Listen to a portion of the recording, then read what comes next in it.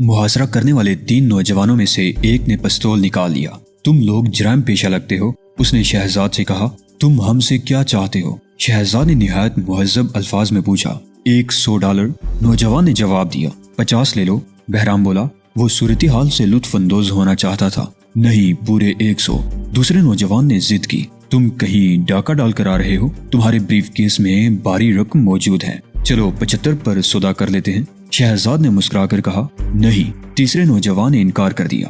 تب پھر $1 بھی نہیں ملے گا۔ شہزاد نے یہ کہتے ہوئے پہلے نوجوان کو دوسرے نوجوان پر پٹخ دیا، تیسرے کی ٹانگ پر ٹھوکر ماری اور وہ کسی کتے کی طرح بلبلاتا ہوا نیچے گر پڑا۔ تینوں کو یوں لگا جیسے انہیں مارنے والا کوئی چھلاوا ہو، اور جب ان کی آنکھ کھلی تو وہ ہسپتال کے ایمرجنسی روم میں پڑے ہوئے تھے۔ مسز وینس نے پولیس سے کچھ باتیں بہرحال چھپائیں۔ انہوں نے پولیس کو جو بیان دیا اس کے مطابق سوتے سوتے وہ نہ جانے کس وجہ سے جاگ اٹھی۔ انہوں نے اپنے پہلو میں لیٹے ہوئے جنرل وینس کی طرف دیکھا، وہ مر چکے تھے، ان کا چہرہ غائب تھا۔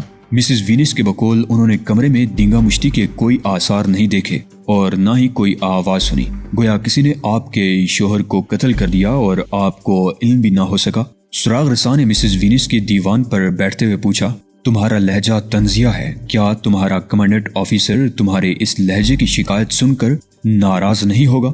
بیوہ نے برہمی کا مظاہرہ کیا۔ میں پولیس والا ہوں خاتون، فوج کا سپاہی نہیں ہوں، سراغ رساں نے خشک لہجے میں جواب دیا، اور میں قتل کی تحقیقات کرنے آیا ہوں۔ اس وقت 2 افراد جنرل وینس کی لاش اسٹریچر پر ڈال کر لے جا رہے تھے، اور جس وقت جنرل کو قتل کیا گیا اس وقت صرف آپ ہی ان کے ساتھ تھی۔ آپ بھی قانون کی نظر میں مشکوک ہیں، بکواس مت کرو۔ مسز وینس چیخ پڑی۔ وینس 4 اسٹار جنرل تھا، 5ویں ستارے کا اضافہ ہونے ہی والا تھا، بھلا میں اسے قتل کیوں کرتی؟ عہدہ اور منصب ہی سب کچھ نہیں ہوتا خاتون، سراغ رساں بولا۔ بعض اوقات عورت اور مرد کے درمیان جسمانی رشتے بھی جھگڑے کا باعث بن جاتے ہیں۔ کیا اب بھی آپ اس بات پر اصرار کر رہی ہیں کہ آپ نے کوئی آواز نہیں سنی تھی؟ ہاں، مسز وینس نے اپنے گلابی نائٹ گاؤن کو جسم کے گرد کس کر کہا۔ وہ ایک خوبصورت عورت تھی۔ ایسی عورتوں کو سراغ رساں جذباتی بلیاں کہتے تھے۔ ان کی آنکھیں دیکھتے ہی کمرے میں موجود سراغ رساں نے اندازہ لگا لیا کہ وینس کی موت سے قبل یا بعد میں مسز وینس نے کسی کے ساتھ وقت گزارا تھا۔ وینس اور مسز وینس کے کوئی اولاد نہیں تھی۔ مسز وینس نے در حقیقت سراغ رساں سے زیادہ جھوٹ نہیں بولا، لیکن اس نے صرف ایک بات چھپائے رکھی۔ مسز وینس کو یاد تھا کہ وینس کی لاش دیکھنے سے قبل محض 1 گھنٹہ پہلے اس نے کوئی آواز سنی۔ وہ اپنے بستر میں کسمسائی اور پھر اسے کسی کی گرم گرم سانسوں کے ساتھ ہی اپنی آنکھوں پر ہاتھ کا دباؤ محسوس ہوا تھا۔ وہ پوری طرح بیدار ہو گئی، لیکن اس نے اپنی آنکھیں بند رکھی۔ چند منٹ بعد لباس سرسرانے کی آواز سنائی دی۔ اس نے وینس کو پکارا، اس کی آنکھوں پر ابھی تک ہاتھ موجود تھا، اور پھر وہ سو گئی۔ وہ اسی وقت بیدار ہوئی جب اسے احساس ہوا کہ اس کے شانے پر کوئی رقیق سا مادہ بہہ رہا ہے۔ اس نے پلٹ کر دیکھا تو اس کے شوہر کا تکیہ خون سے تر تھا۔ اوہ نہیں! وہ اس خوفناک منظر کو دیکھ کر چیخ پڑی۔ اس کے بعد مسز وینس نے پولیس کو فون کیا، اور اب یہ بدتمیز سراغ رساں اس سے سوالات کر کے اسے زج کر رہا تھا۔ مسز وینس، سراغ رساں نے انہیں پکارا، اور وہ خیالات کی دنیا سے باہر آ گئی۔ میں ایک بار پھر پوچھنا چاہتا ہوں کہ جس وقت آپ کے شوہر کا سر کاٹا جا رہا تھا اس وقت آپ نے کوئی آواز سنی تھی یا نہیں؟ نہیں، میں نے کوئی آواز نہیں سنی، مسز وینس نے کہا۔ جب بیدار ہوئی تو اس وقت میں بے لباس تھی۔ اوہ، مگر وینس مکمل لباس میں تھے۔ آپ کے بے لباس ہونے کی کیا وجہ تھی مادام؟ سراغ رساں کی آنکھیں چمکنے لگی۔ مسز وینس چکرا گئی۔ سراغ رساں محض ایک اشارے کو اہمیت دے رہا تھا، اس لیے بلاخر مسز وینس کو بتا دینا پڑا کہ کسی اجنبی ہاتھ نے اس کی آنکھیں بند کر کے اسے جذبات کی حسین دنیا میں دھکیل دیا تھا۔ 24 سالہ امریکی دوشیزہ ایلن ہاؤس آف رافین برگ کے ممتاز بینکار مسٹر گنشیر کی سیکرٹری تھی۔ وہ مسٹر گنشیر کے دفتر واقع زیرچ میں تعینات تھی اور اسے دنیا کی سیاحت کا بہت شوق تھا۔ مسٹر گنشیر کے ساتھ اس نے کئی ملکوں کے دورے کیے، لیکن اب مسلسل 3 ماہ سے مسٹر گنشیر زیرچ میں ہی مقیم تھے، لہٰذا ایلن کو بھی یہیں رہنا پڑا۔ مسٹر گنشیر سونے اور کرنسی کی قیمتوں کے بارے میں بہت فکر مند رہتے تھے۔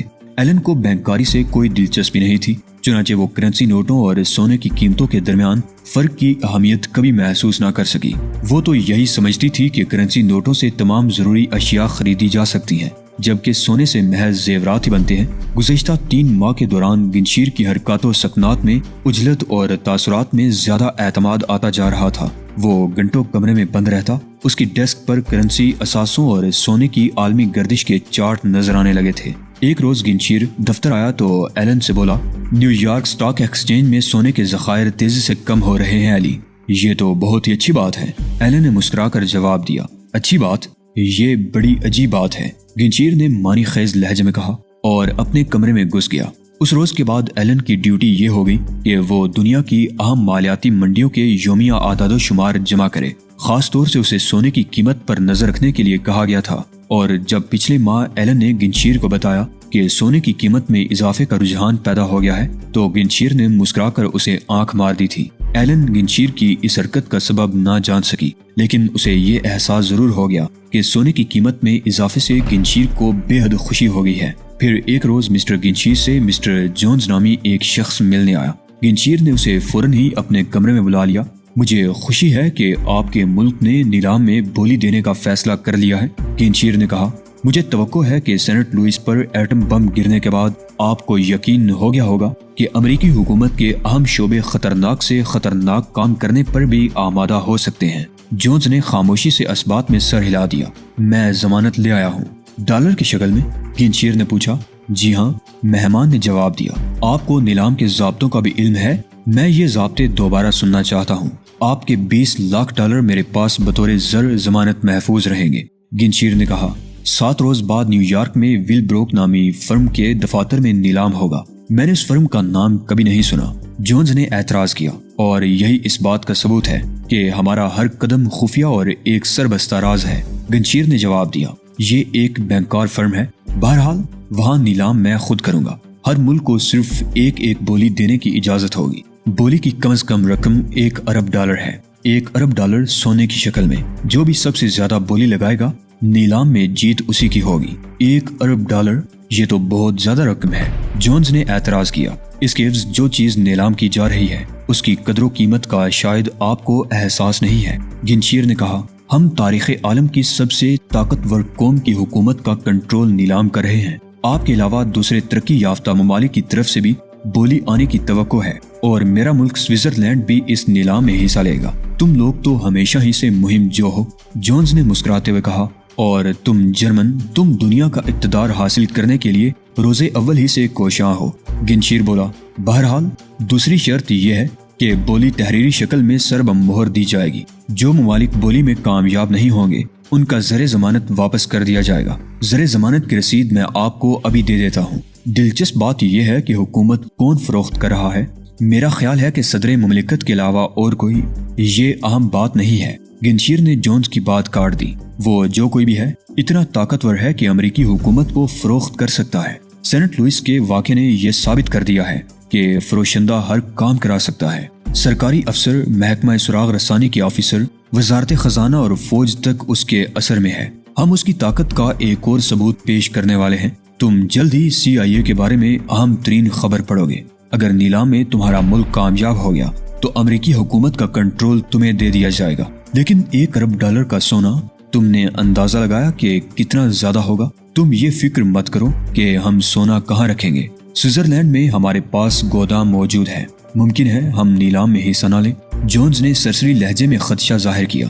تب پھر تمہارا ملک خسارے میں رہے گا۔ ذرا سونے کی منڈی کی طرف دیکھو، اسٹاک ایکسچینج میں سونے کا بھاؤ مسلسل چڑھ رہا ہے۔ اس کا مطلب یہ ہے کہ سونا خریدا جا رہا ہے، اور وہ بھی اندھا دھند۔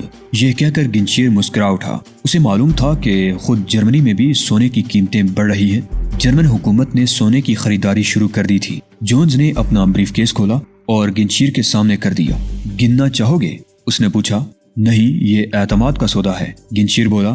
جونز اٹھ گیا اور گنشیر اسے دروازے تک چھوڑنے گیا۔ واپس آ کر اس نے بریف کیس پر نظر ڈالی۔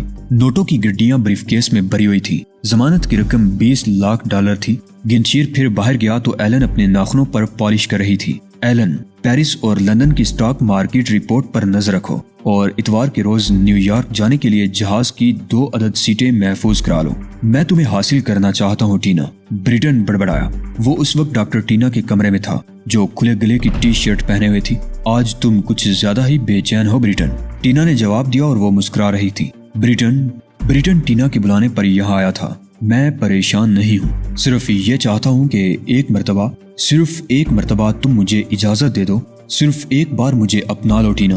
تم شاید اپنی ملازمت کی نوعیت کے باعث جذباتی الجھاؤ کا شکار ہو، ٹینا بولی۔ وہ ٹی شرٹ کا تیسرا بٹن کھول رہی تھی۔ ملازمت؟ CIA کی ملازمت۔ بریٹن CIA کا ڈائریکٹر ہے، اسے کوئی کمی نہیں۔ وہ صرف یہ چاہتا ہے کہ تم صرف ایک مرتبہ۔ تمہیں یاد ہے کہ ہماری ملاقات کس نے کرائی تھی؟ ٹینا نے پوچھا۔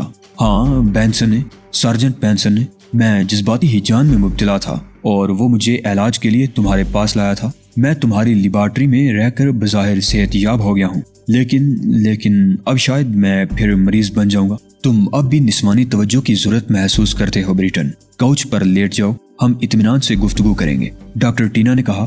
بریٹن نے کوچ پر لیٹ کر اپنی آنکھیں بند کر لی۔ ٹینا اس کے خاندانی پس منظر کے بارے میں سوالات کرتی رہی اور بریٹن اسے سب کچھ بتاتا رہا۔ بریٹن، ٹینا نے سرگوشی کی، کیا میرے ساتھ کچھ وقت گزار کر تمہاری ذہنی الجھن دور ہو جائے گی؟ بریٹن اچھل کر بیٹھ گیا۔ وہ بے یقینی کے عالم میں ڈاکٹر ٹینا کو گورنے لگا۔ ڈاکٹر ٹینا سنگ دلی سے مسکرا دی۔ CIA کا طاقتور ڈائریکٹر اس وقت کسی موم کے پتلے کی طرح نرم پڑ گیا تھا، لیکن اتنی جلدی بھی نہیں بریٹن۔ ڈاکٹر ٹینا اس کی بے چینی سے لطف اندوز ہوتے ہوئے بولی، پہلے ہم کچھ پئیں گے اور پھر تم میرے ساتھ ایک گیت گنگناؤ گے۔ کیا مطلب؟ بریٹن ششدر رہ گیا۔ یہ ضروری ہے بریٹن، میں گنگنائے بغیر تمہارے قریب بھی نہیں آؤں گی۔ کون سا گیت؟ ڈا ڈا ڈا ڈم ڈم ڈم ڈا ڈا ڈا۔ ٹینا نے سریلی آواز میں دھن سنائی۔ اوہ، یہ گیت تو ایک فلم میں تھا، بریٹن بڑبڑایا۔ ہاں، اور اب تم اسے میرے ساتھ گنگناؤ۔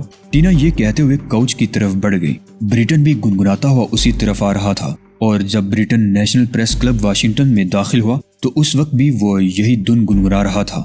وہ ڈم ڈم کی تان لگا کر کلب کے سٹیج پر چڑھ گیا۔ حضرات، میں چند اہم انکشافات کرنا چاہتا ہوں، وہ چلایا۔